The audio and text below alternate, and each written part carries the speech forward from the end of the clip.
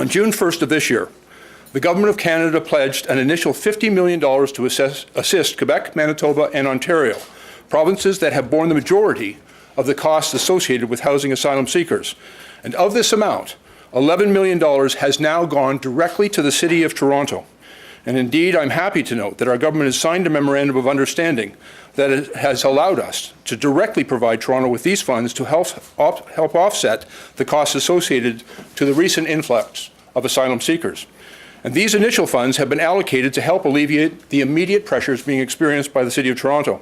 And in consultation with our partners, we continue to work towards longer-term solutions which could potentially include further financial support for temporary housing. And as well, due to the pressures Toronto is facing with the ongoing arrival of asylum seekers within its shelter system, our government has recently made arrangements to book hotel and motel rooms within the Greater Toronto Area.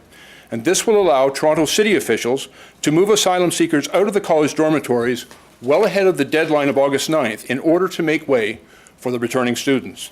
Toronto has a proud history of responding to refugee and asylum seekers in their time of need. We also have a process to ultimately determine their status. We do so because these are real people.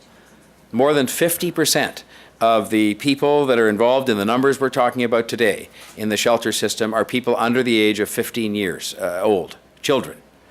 These are people seeking safety. These are mothers and children seeking safety and security for their families, just as many families from around the world have done before them.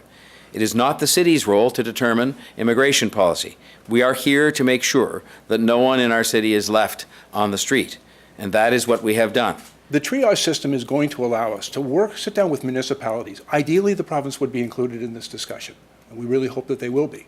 But it allows us to sit down with municipalities, and as Mayor Tory's indicated, we've heard from a number of mayors who've said, we not only can accommodate these individuals, we need them, we want them.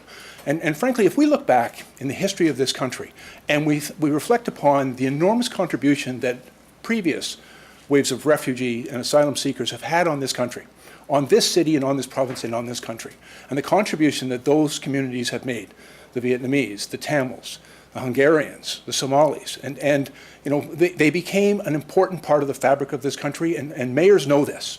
And they want these individuals to come. Now, having said that, they are still subject to due process and a determination as to their eligibility for asylum.